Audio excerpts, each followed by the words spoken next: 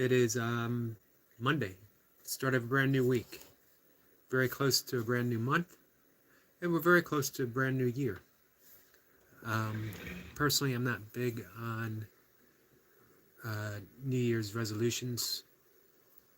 They seem to be a one-shot deal. Not always, and not for everyone, but I'm more fond of intentions, using it as a form of energy, that things become from intent. I'm always reminded by Emerson's quote that the ancestor of every action is a thought. So we put our thoughts out there in the form of an intent, and then they get energy, and that's when they become something. That's when they become a working factor within our lives. Everything begins with an intent. That the singularity of existence, that great singularity of energy,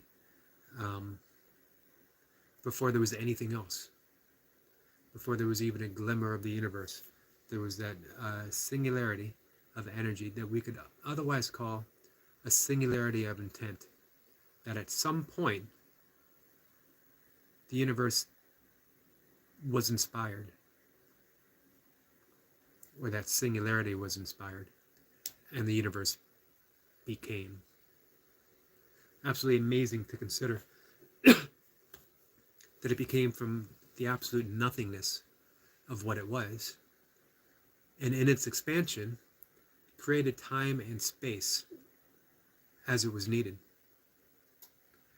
We can't fathom absolute nothingness, obviously. If we could, then we would be in the realization of our own absolute nothingness, which is the core of Douglas Harding's teachings. Douglas Harding being the British mystic and architect,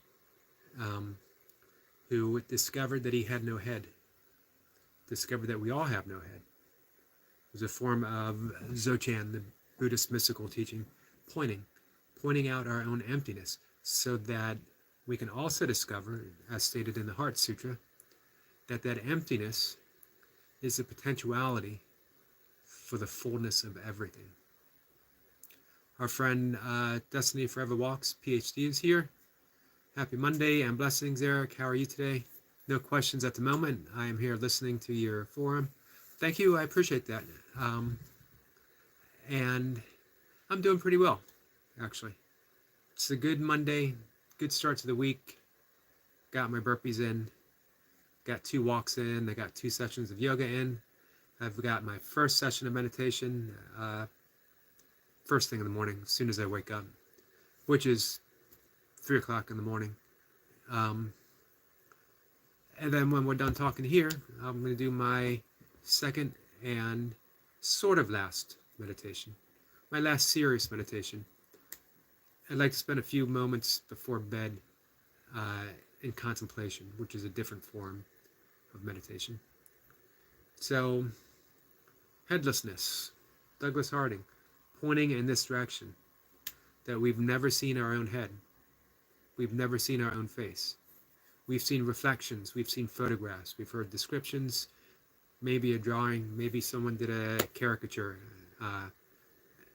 at the beach, on the boardwalk. But we've never seen our own actual face.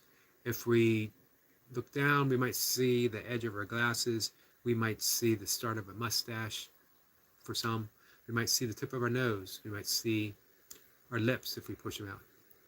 But where are they emerging from? Does any of that constitute a head or a face? Or is it just arriving out of nowhere? And if you're all of that, including your body, including the room around us, including the house, including when we step outside, the sun, the moon, the stars, the universe, all of that appearing in the great nothingness. Sorry, my cat wants to join the conversation. So, in Christian terms, I'm just actually studying this. Kinetiki.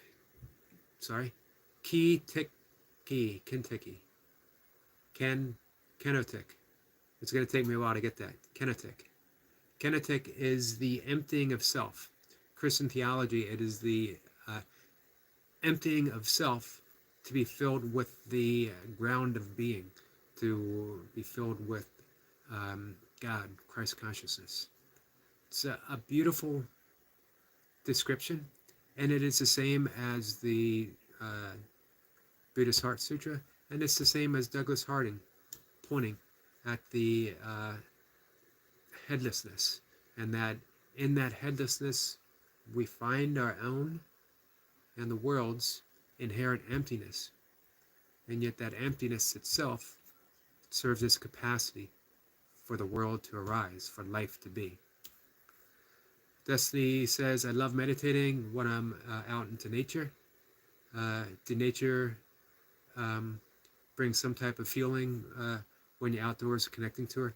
It definitely does. Kenosis. I'm going to bring that word back up, Destiny, because that's what nature does to us. We naturally start becoming more quiet. And we can liken that to we are emptying ourselves of the ego concept and becoming more of our natural self, more of who and what we are. I think it might have something to do but with the energy of trees and the earth, the soil, the animals, seen and unseen. I love walking. My first walk right now is before the sun comes up. Ideally, it's when I'm first catching those early light, the first early rays of sun. But right now, with the approaching the solstice, it is still very dark. Although you can sense the sun is not far away, so I'm still getting early light. And I'm always wondering, I'm always questioning, what is seeing me in nature that I'm not able to see right now? What animals are lurking, watching me walk by? What are the trees sensing as we're exchanging the natural exchange of the natural chemical reaction that's taking place? Our friend Reverend Terminator is here. Our friend, the talented Reverend Terminator, who right now is doing a epic The Jay Jordan theme story. He says that walking is great, brother. I did 90 minutes forest walking today in the cold with just a tiny amount of snow and frost. That's awesome. Walking in nature is unbeatable. The whole thing that drew me to ultra running was that I got to do 30 miles in the woods, 50 miles in the wood, 100 miles in the wood, 24 hours in the woods. Just an unbeatable feeling. Reverend Terminator says that walking is the tempo that God intended us to experience life, I think. And I think you're correct. I agree. Jesus walked into the temple, walked in the desert. Moses walked to the top of Mount Sinai. I think walking is mentioned more in the Bible than any other form of locomotion. Destiny is saying hi to Reverend. Says she knows that he enjoyed the walk. I love walking in the forest too. And Reverend Terminator says, yes, no money or luxury can beat walking in nature. Definitely agree. 100%. I'm going to keep throwing out that term, kenosis, because it just seems to be applied to what we're talking about. That we empty ourselves in nature to realize ourselves as nature. It's an exchange of who we believe we are with who we really are. It's an exchange of conceptual beauty, thinking of ourselves as form and function for authentic beauty, for true beauty that's beyond conceptual, beyond form, that is just essence.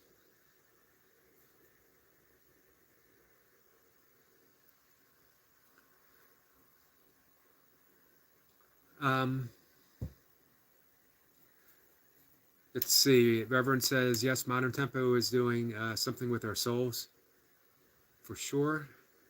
And he's addressing Destiny. Yes, Mama J, even walking backwards. I walk backwards as well, for my shins. It's a really great exercise. It's also good for the back. It's good for the glutes, good for the hamstrings. Gives the quads a bit of a break.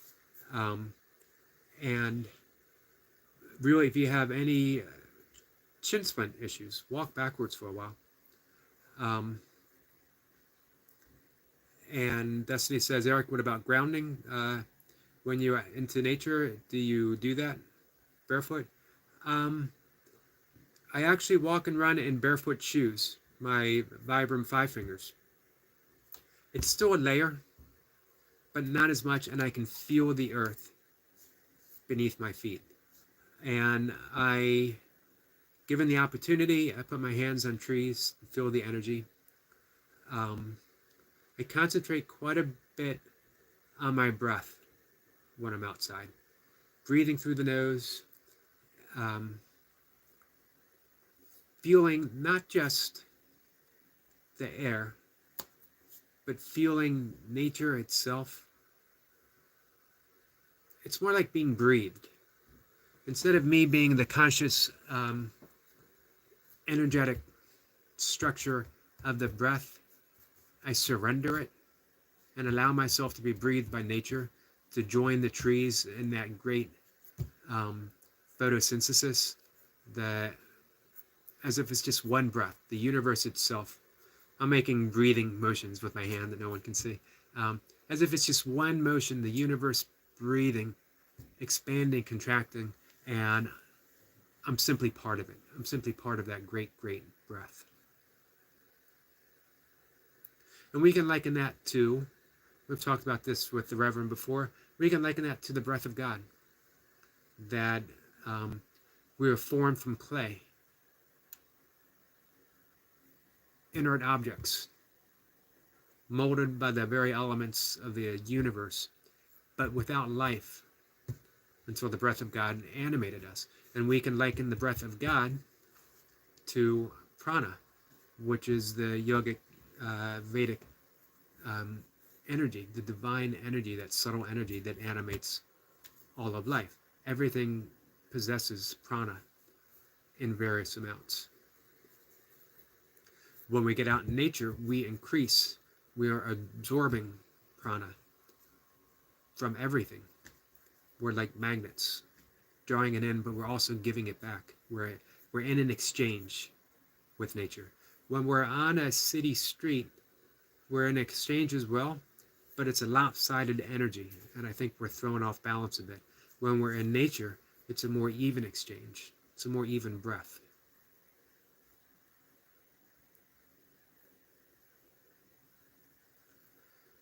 Destiny says that she does a lot of walking backwards, mostly on the treadmill. Your balance is amazing, Destiny. Absolutely amazing to watch your moves on the treadmill and how well you actually do it. I know you say, there's the bloopers. I really don't see that many bloopers, though, on your reels. I see pretty smooth transitions. Reverend Terminator says that, yes, I like the creation of clay with the breath of God. It's a beautiful analogy because we literally are made of clay. We're literally made of the same elements that make up a rock, arranged differently, but the same elements that make up soil, the same elements that make a leaf. We aren't different or special elements. We're the same, arranged differently as everything is, and we would have remained so, inert. may be conscious, but not aware of our consciousness, not aware of being aware, until that breath of God, that divine breath. And doesn't matter what religious affiliation you might be connected with. We could say the breath of life. We could say the breath of the universe. We could say the breath of the earth itself. We could say the breath of awareness. Doesn't matter. Descriptions never matter. The essence. It's the essence that matters.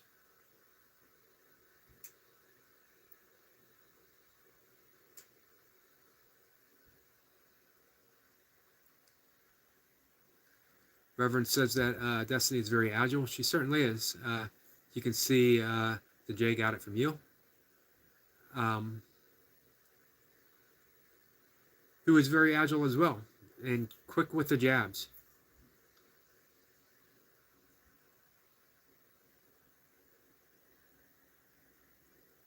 Reverend Terminator says only the J Jordan is 50% angel dust, but the rest of us, it's true. I would agree. Some people, you see them in the distance on YouTube, but you still get the feel of who they are. You still get that feel of that giving energy that they have, which a wonderful thing to behold, even if it's just on a video. You can tell for sure that the J is a giving person, as are the two of you as well. My channel has grown. You know, I started making videos just over a year ago, and I just had a few people that subscribed. I forget how many I'm at now, but you know, it's due to my friendship with you guys that has really helped it. You have pushed it to the point where now I think that it could actually, you know, become something small. There's a small audience for a bald guy with glasses sitting in a study talking to a camera, and then once a day taking his shirt off and doing burpees every single day. There's a small audience, but I'd like to think there is maybe an audience, and we'll see where it goes.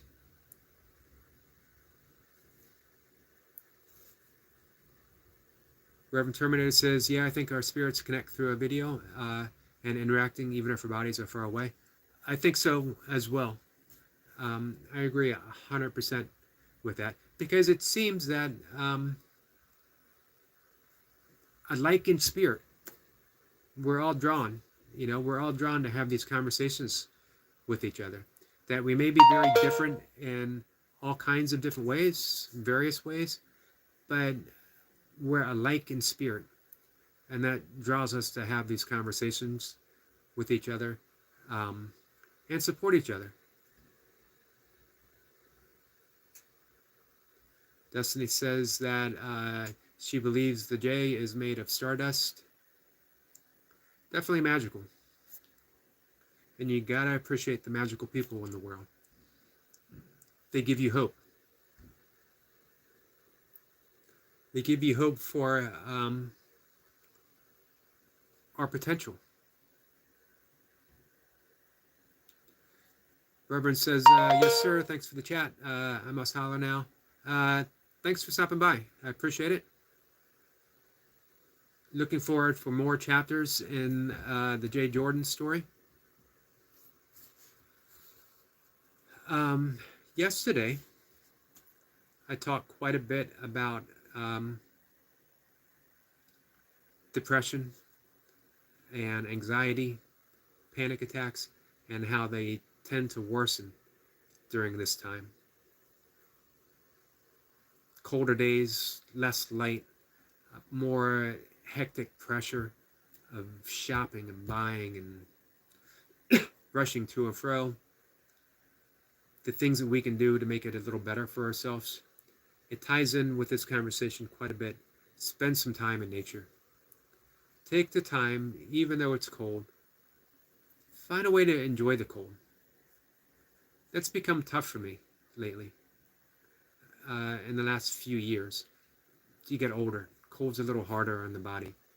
However, it can be cleansing as well. That we can be cleansed by the cold if we allow it. Don't fight the cold. That's the problem, is when we're cold, we wish to be warm. And we're not. And we're not going to be, because we're cold and we're outside. Embrace the cold. Not in a tough-minded, gritting your teeth, but truly embrace and just accept. Right now I'm cold, but I won't always be cold. I will go inside and I'll have some soup or a cup of tea, or I'll sit by the fire or whatever. I will be warm, but right now I'm cold. And it's okay.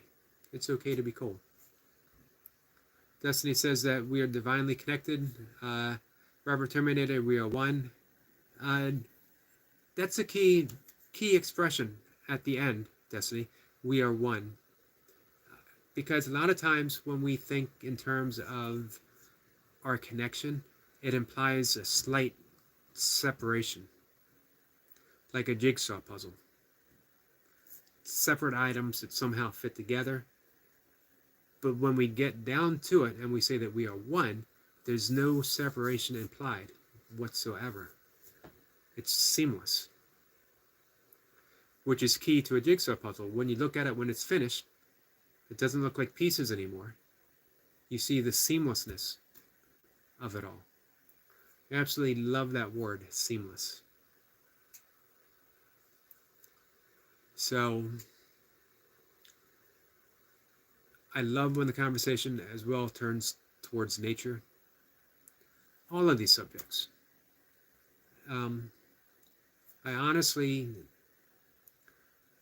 I live for these conversations, talking to like-minded people, or even people of differing in opinions, who, we can have a respectful conversation, trading ideas. I'm open to everything, closed to absolutely nothing. And I say close to nothing, and then of course things start rushing into my mind. So does that mean you're close to this, or are you open to the bad things in life? Here's the thing, being open doesn't necessarily mean approve or even accept. It means knowing that it exists, knowing that it's there, knowing that someone has this thought or this belief or this concept. And when you open to it, everything can be, doesn't necessarily mean it will, but everything can be subject to change. But nothing changes until you open to it. Einstein said nothing changes until something moves. And nothing moves unless there's space for it to do so. So if we approach anything with that sense of openness, then we are bringing the potentiality for change to take place. But we have to get rid of the expectation for that change to occur. We know it's a possibility, but we're not going to force it. We're not going to force anything. We're not going to make someone or anything come to our own sense of what we think. We're just open to it. If I think that I was closed to anything in the past 40 years of my life, I would not be where I am now. I would not have meditated. I would not have begun to meditate. I certainly wouldn't be a meditation teacher. I would not be writing what I write. I wouldn't be making these videos. Open and watch what moves. Sense the motion. Sense the motion of the universe. Nothing is ever still. Stillness itself is the potentiality for motion to be. So as Destiny said, it is all connected. So, all right, guys. Coming up on the 25-minute mark, and I think that's a good time to call it a day. We had the very good fortune of being joined by Destiny Forever Walks, PhD, and the Reverend Terminator. Very much appreciate not just the company, but what you bring to the conversation. You definitely both, and everyone else who stops by, inspire me, and that's when the conversations get good. That's when they become meaningful, and it has a certain substance to it. So, thank you very much, and I'm going to sign off for the day. I'll be back later. I'm going to do a short. I've been reading from my book, Does God Have a Hero? An old book published in 2000, written in, I believe, 1998. And it's based on a poem that I wrote, Does God Have a Hero? And then I wrote for each verse of the poem, you won't be able to see it probably, I wrote a short little essay on how I personally attempt to practice it and put it in my life, incorporate it into my life. The theme is meditations for compassionate living, which is my practice, what I try. I try to live my life in as compassionate fashion as I possibly can, and it expands through the years, ever expanding, and I'm happy about that. So, Destiny says, well, Eric, it's been a very nice, informative discussion. It has, and I thank you for that. Thanks for the fellowship. Have a great day. Enjoy. You as well, my friend. I will see everyone later. Take care.